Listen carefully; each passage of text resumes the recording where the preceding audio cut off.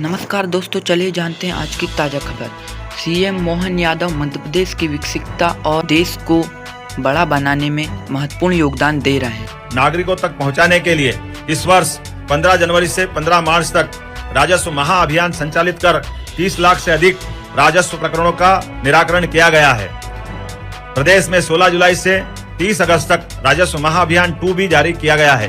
प्रदेश 15 अगस्त 2024 से ई संपदा सॉफ्टवेयर को लागू करने जा रहा है, जिसके माध्यम से रजिस्ट्री पूर्णतः डिजिटल होकर डिजिटल हस्ताक्षर से निष्पादित की जाएगी। वह अपने व्यक्ति घर बैठकर ही दस्तावेज डिजिटल करवा करके अपने को प्राप्त करेगा। प्रदेश में पिछड़े वर्ग के 7,37,000 विद्यार्थियों को गत वित्त वर्ष में लगभग 1,000 करोड़ की पोस्ट मैट्रिक छात्रवृत्ति राशि मंजूर की गई। विदेश में पढ़ाई के लिए भी 64 विद्यार्थियों को लगभग 14 करोड़ रुपए की राशि प्रदान की गई। मुख्यमंत्री पिछड़ा वर्ग एवं अल्पसंख्यक उद्यम योजना में बैंकों के माध्यम से 600 विद्यार्थियों को 32 करोड़ 42 लाख रुपए की ऋण राशि वितरित की गई।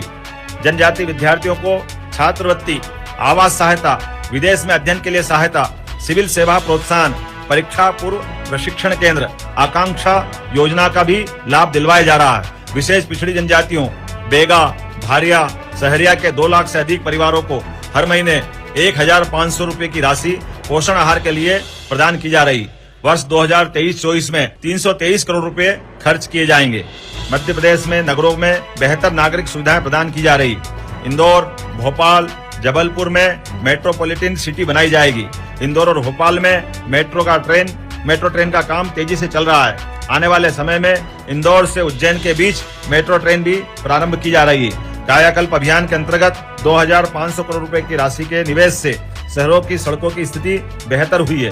शहरी पेयजल योजना में प्रदेश के 413 नगरीय निकाय 5 छावनी क्षेत्र में योजना लागू करने के लिए वित्तीय व्यवस्था पूर्ण की गई है। इंदौर नगर निगम को लगातार 7 वर्ष से देश के सबसे स्वच्छ शहर होने का गौरव हासिल है।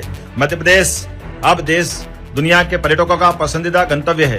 प्रदेश में 3 विश्व धरोहर खजुराहो, सांची और भीमबेटका है। ओरछा और मांडव के साथ ही ग्रामीण पर्यटन के अनेक स्थान भी प्रदेश की धरोहर है। अनेक राष्ट्रीय उद्यान, अभयारण्य भी पर्यटकों को आकर्षित करते हैं। मध्य प्रदेश की सांस्कृतिक विरासत का ये मुख्य केंद्र है।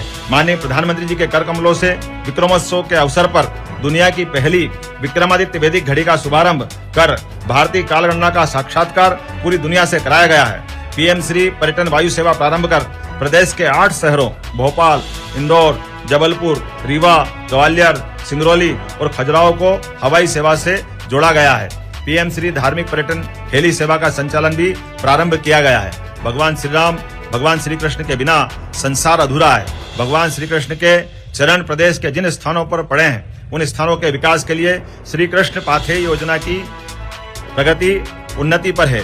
श्री राम वन गमन पथ के विकास के लिए भी चित्रकूट, पन्ना, सतना, अमरकंटक आदि स्थानों पर अनेक कार्य किए जा रहे हैं। वीर भारत संग्रहालय स्थापना भारतीय सभ्यता के संरक्षण में एक मील का पत्थर साबित होगी। इस वर्ष वीरांगना रानी दुर्गावती का 500वां जयंती वर्ष और देवी अहिल्या का 300 जयंती वर्ष उत्सव विभिन्न सांस्कृतिक गतिविधियों के माध्यम से संपूर्ण प्रदेश में धूमधाम से मनाया जाएगा। सुशासन के उद्देश्य से परिवहन जांच चौकियों के स्थान पर वाहन चेकिंग की नवीन व्यवस्था लागू की गई है। अब राज्य स्तर के साथ संभागीय और जिला स्तर पर भी चालक प्रशिक्षण केंद्र प्रारंभ होंगे।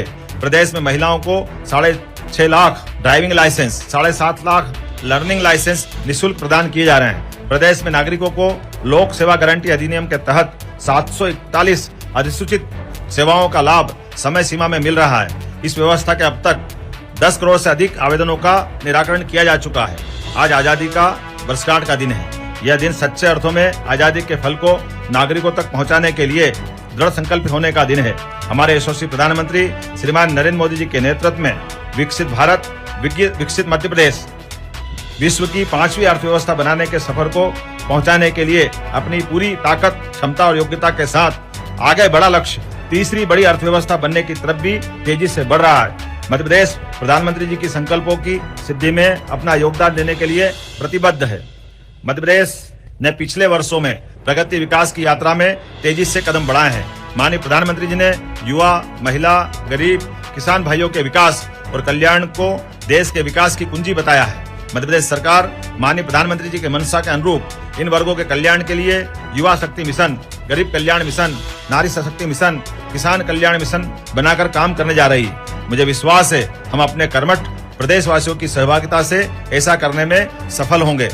मध्य प्रदेश समृद्ध हो, साक्षर हो, स्वस्थ हो, सबसे आगे हो, सबसे न्यारा हो, सबसे खुशहाल हो, शांति का टापू हमारा प्रदेश विकास का टापू बने, खुशहाली का सागर इसके पैर पखारे, तरक्की आरती उतारे, यही कामना है। स्वतंत्रता का सूरज हमसे कहता, सब मिलकर दीप जलाएं, अंधेरों को हराने का प्रण लें, नवयुग का निर्माण कराएं। एक बार पुनः सभी प्रदेशवासियों को प्रधानमंत्री के विकसित देश और हमारा विकसित मध्य प्रदेश की कल्पना को साकार करने के लिए स्वतंत्रता दिवस की मेरी अपनी ओर से आप सभी को हार्दिक शुभकामनाएं, बधाई। जय हिंद, जय मध्य प्रदेश। किसान कल्याण मिशन के तहत कई महत्वपूर्ण कदम उठाए जाएंगे जो किसान भाइयों और बहनों के जीवन को बेहतर बनाएंगे और प्रदेश की उपज को राष्ट्रीय अंतर्राष्ट्रीय स्तर पर प्रतिस्पर्धात्मक बनाएंगे। इसी को ध्यान में रखते हुए किसान की उपज की गुणवत्ता को सुधारने के लिए आधुनिक तकनीकी साधन के उपयोग को बढ़ावा दिया जाएगा। 0% ब्याज पर फसल ऋण प्रदान करने की योजना को निरंतर रखा जाएगा। इस वर्ष 23,000 करोड़ का फसल ऋण वितरण का लक्ष्य रखा गया है, जिससे लाखों किसान भाई लाभान्वित होंगे। प्रधानमंत्री किसान सम्मान निधि और मुख्यमंत्री किसान कल्याण योजना के तहत अब तक 80 लाख से अधिक किसान भाइयों के खाते में 1,643 करोड़ रुपए का अंतरण किया गया है। हमारा उद्देश्य किसानों की आमदनी को दोगुना करना है और इसके लिए सिंचाई की क्षमता को बढ़ाने, प्राकृतिक खेती को प्रोत्साहन देने, कृषि जिन्स के निर्यात को बढ़ावा देने आदि पर ध्यान केंद्रित किया गया है। सरकार ने फसलों के उपार्जन की व्यवस्था, मंडियों की व्यवस्था को बेहतर बनाने के लिए कई कदम उठाए हैं। मिट्टी परीक्षण में कृषि स्नातक युवाओं के साथ पार्टनरशिप में कार्य करने की नीति बनाई गई। कृषि प्रसंस्करण उद्योगों का जाल बिछाकर स्थानीय स्तर पर ही कृषि उपज का मूल्य संवर्धन करने की दिशा में तेजी से काम किया जाएगा, जिससे प्रदेश की अर्थव्यवस्था को मजबूती मिलेगी। खरीफ 23 के अंतर्गत 25 लाख से ज्यादा किसानों को 750 करोड़ रुपए से अधिक की राशि के दावों का भुगतान किया गया है। पहली बार प्रदेश में किसानों के लिए ऋण की अदायगी की अंतिम तिथि 28 मार्च से पहले सरकार ने दावों का भुगतान कर किसानों को अनावश्यक ब्याज भरने के दंड से बचाया है।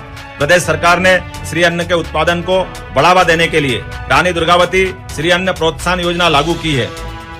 योजना में किसानों को प्रति क्विंटल 1,000 रुपए की विशेष प्रोत्साहन राशि दी जा रही है। किसानों को समर्थन मूल्य पर उपार्जित गेहूं पर प्रति क्विंटल 125 रुपए के बोनस भुगतान के लिए 1,000 करोड़ रुपए का प्रावधान किया गया है। मध्य प्रदेश संतरा, धनिया, लहसुन और मसाला उत्पादन में देश में प्रथम है।